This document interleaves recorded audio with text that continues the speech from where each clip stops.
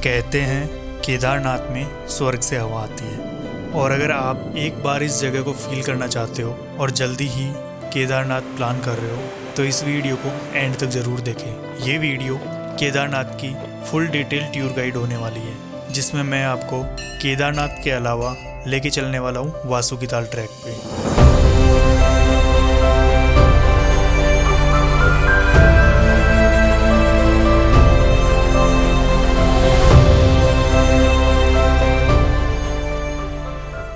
तो मैं इस यात्रा की शुरुआत करने वाला हूँ ऋषिकेश से। ऋषिकेश आप बस और ट्रेन दोनों से ही पहुँच सकते हो, और ऋषिकेश पहुँचने के बाद अगर आपने ऑनलाइन रजिस्ट्रेशन नहीं करवा रखा तो यहाँ पे ऑफलाइन रजिस्ट्रेशन करवा सकते हो। यहाँ पे 5 से 10 मिनट के अंदर ही ऑफलाइन रजिस्ट्रेशन हो जाता है। इसके लिए आपको अपना आधार कार्ड लेके आना होगा। अब बात करें ट्रांसपोर्टेशन, क्योंकि ऋषिकेश से केदारनाथ जाने के लिए आपको पहुँचना पड़ेगा सोनप्रयाग, और सोनप्रयाग जाने के लिए आपको बस भी मिलेगी, प्राइवेट टैक्सी भी मिलेगी और शेयरिंग टैक्सी भी मिलेगी। प्राइवेट टैक्सी करीब 4 से 5 हज़ार रुपये चार्ज करेगी, बस करीब 600 से 700 रुपये चार्ज करने वाली है, और शेयरिंग टैक्सी चार्ज करेगी 1000 रुपये। तो सोनप्रयाग तक मैं गया था शेयरिंग टैक्सी में, जो बीच बीच में रुकती हुई भी जाती है, और 2 जगह ऐसी आती है जहाँ पे आपको ज़रूर रुकना चाहिए। पहली है देवप्रयाग, जहाँ पे अलकनंदा रिवर और भागीरथी रिवर का संगम होता है। भागीरथी रिवर वही रिवर है जो कि गौमुख से निकल के आती है, और भागीरथी और अलकनंदा रिवर मिलके बनाती है गंगा जी रिवर को।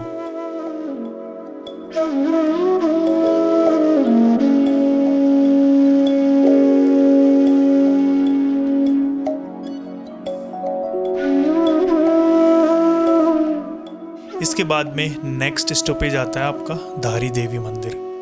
कहा जाता है कि उत्तराखंड के 4 धामों की देवी धारी देवी है। इस मंदिर तक जाने के लिए अगर आप प्राइवेट टैक्सी से जा रहे हो तो आप नीचे तक जा सकते हो, लेकिन अगर आप शेयरिंग टैक्सी या बस से जा रहे हो तो आपको ऊपर से ही दर्शन करने होंगे, क्योंकि शेयरिंग टैक्सी और बस इतनी देर तक रुकती नहीं है।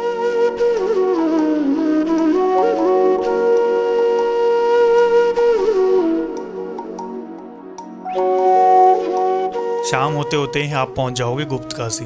गुप्तकाशी में आप चाहो तो स्टे कर सकते हो, क्योंकि यहाँ से सोनप्रयाग अभी करीब 25 से 30 किलोमीटर दूर है, और आप चाहो तो यहाँ से अर्ली मॉर्निंग निकल सकते हो। लेकिन अगर आपके पास टाइम है और अभी और आगे जाना चाहते हो तो आप सीतापुर या सोनप्रयाग तक पहुँच के और वहाँ पे स्टे कर सकते हो। सोनप्रयाग में स्टे का ऑप्शन थोड़ा महंगा पड़ सकता है, लेकिन सीतापुर में आपको बजट में रूम मिल जाएगा, और फिर यहाँ से अर्ली मॉर्निंग निकल के और आप ट्रैक शुरू कर सकते हो। लेकिन ट्रैक शुरू करने से पहले कुछ चीज़ें हैं जिनका ध्यान रखना ज़रूरी है, जैसे कि अपना सामान बहुत ज़्यादा हो तो उसको नीचे ही जमा करा के जाए।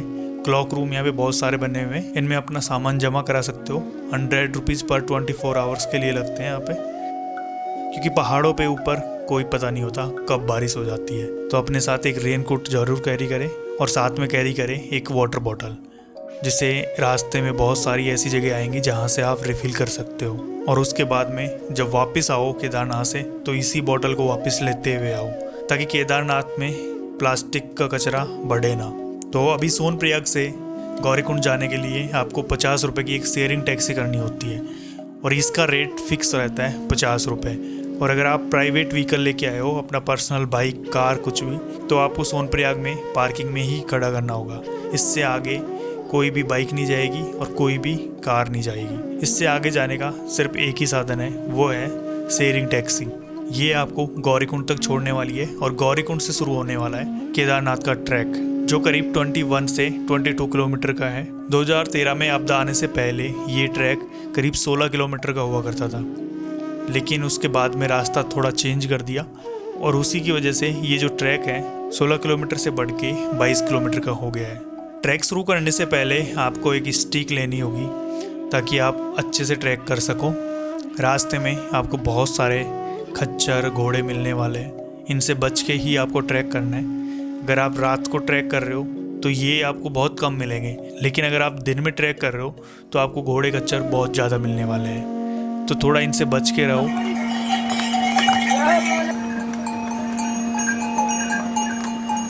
ट्रैक के रास्ते में बहुत सारे मैगी पॉइंट्स आने वाले हैं, और अगर आपको लंच या डिनर करना हो तो GM-VM के काफ़ी सारे रेस्टोरेंट भी मिलने वाले हैं।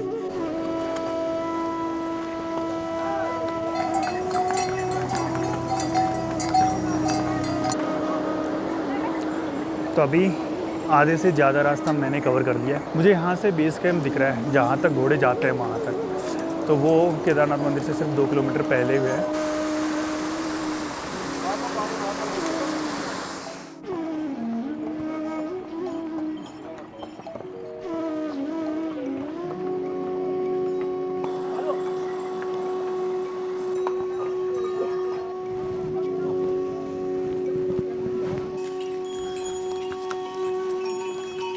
और जैसे ही आप शाम होते होते ऊपर पहुंचोगे तो वहाँ पे आपको बहुत सारे टेंट्स दिखेंगे। तो आप चाहो तो टेंट ले लो, और अगर आपको रूम लेना है तो वहाँ पे होटल भी अवेलेबल है, लेकिन उनके चार्जेस सीजन के अकॉर्डिंग बहुत ज़्यादा रहते हैं। तो आप टेंट में रुक सकते हो, जिसकी प्राइस 500 से शुरू होती है, 500, 1000, 1500 तक जाती है।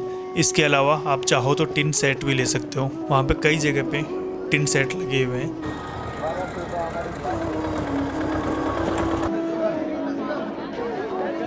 और नेक्स्ट डे अर्ली मॉर्निंग आपको लगना है लाइन में दर्शन करने के लिए।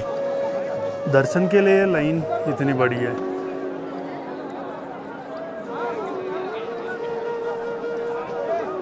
दो 2025 में टोकन सिस्टम शुरू किया है, तो आप पहले टोकन ले लो और आपका स्लॉट मिल जाएगा आपको। केदारनाथ बाबा के दर्शन करने के बाद आपको दर्शन करने भीमशिला के, जो कि मंदिर के जस्ट पीछे ही है। 2013 में जब आपदा आई थी यहाँ पे, तो इसी भीमशिला ने मंदिर के ओर जाने वाले पानी को 2 भागों में डिवाइड कर दिया था, और उसी वजह से मंदिर को कोई नुकसान नहीं हुआ। तो आज इसी शिला को पूजा जाता है और इसका नाम दिया है भीमशिला। और मंदिर के थोड़े ही पीछे बनी हुई है आदि शंकराचार्य की समाधि। तो आप एक बार वहाँ भी जरूर जाए। और इसके बाद में आपको जाना है भैरवनाथ मंदिर। भैरवनाथ मंदिर के लिए करीब 500 मीटर तक का आपको ट्रैक करना पड़ेगा, और उसके बाद में पहुंचोगे मंदिर, जहां से पूरी केदार वैली का बहुत ही सुंदर नज़ारा दिखेगा। कहा जाता है कि जब सर्दियों में कपाट बंद हो जाते हैं मंदिर के, तो उसके बाद में यहाँ पे सिर्फ भैरव बाबा ही रहते हैं, और भैरव बाबा ही केदार वैली की सुरक्षा करते हैं। तो भैरव बाबा को केदार वैली का रखवाला भी कहा जाता है।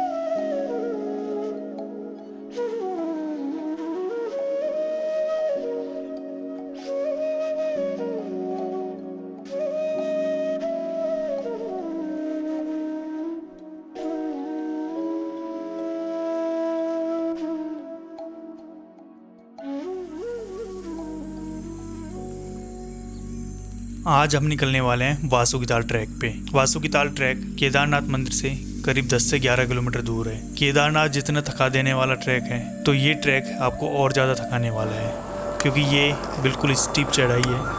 Good morning from Kedarnath. और अभी मैं जा रहा हूँ वासुकीताल ट्रैक पे। जो पीछे मेरे दिख रहा है वहाँ पे केदारनाथ मंदिर है। जो मेरे पीछे पानी गिर रहा है, वाटरफॉल का पानी ऊपर से आ रहा है, फिर उससे लाइट जनरेट की जा रही है, और वो लाइट स्पेशली मंदिर के लिए सप्लाई होती है यहाँ से। तो अगर नीचे से लाइट का कनेक्शन कट भी जाता है तो मंदिर में हमेशा लाइट रहेगी।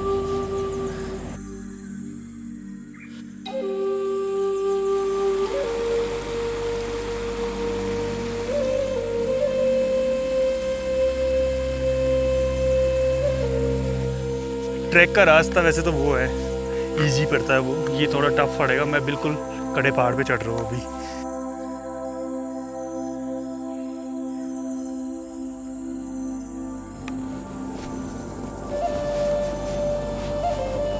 वाह, पीछे मेरे बिल्कुल स्नो कवर्ड पीक्स है, और यहाँ से नज़ारा बहुत सही दिख रहा है। वो देखो, snow covered mountain, snow peak, मस्त लग रहा है। जो पीछे वाटरफॉल आ रहा है, ये है दूधगंगा वाटरफॉल, और बहुत पीछे से आ रहा है ग्लेशियर से। यहाँ से आप अपनी बोतल को रिफ़िल कर सकते हो, क्योंकि इससे आगे कोई ऐसा पॉइंट नहीं है जहाँ से आप अपनी बोतल रिफ़िल कर सको। ये जो बोतल है रिफ़िल करने जा रहा हूँ अभी, ग्लेशियर वाटर से।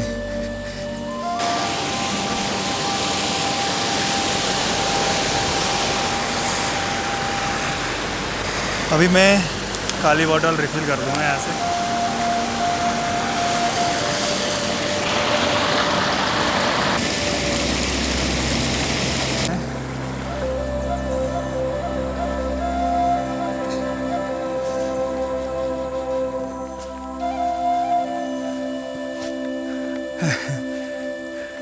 काफ़ी दूर आ गया हूँ मैं, केदार वैली से काफ़ी दूर निकल आया। वाह, बहुत ही सुंदर पहाड़ है ये। शॉर्टकट लेके आया हूँ मैं थोड़ा, तो बहुत जल्दी आ गया, लेकिन थोड़ा थका दिया इसने भी मुझे।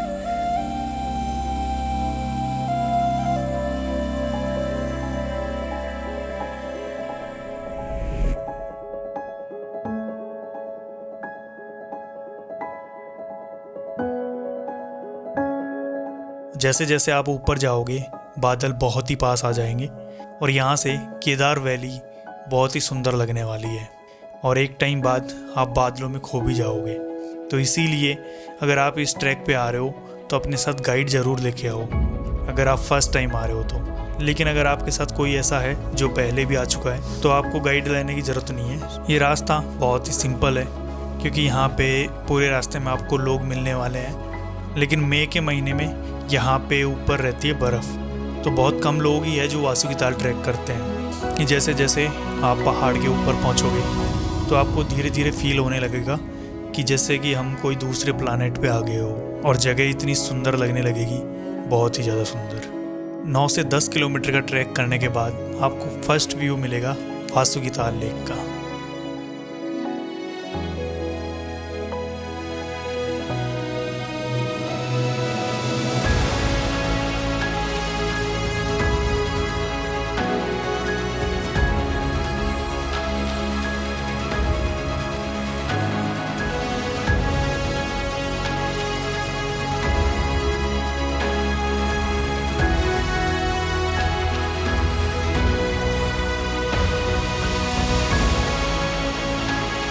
कहा जाता है कि इस लेक में लॉर्ड विष्णु के नाग देवता रहते थे। क्योंकि उनका नाम वासुकी था तो उन्हीं के नाम पे इस लेक का नाम पड़ा है वासुकी ताल। ताल मतलब लेक।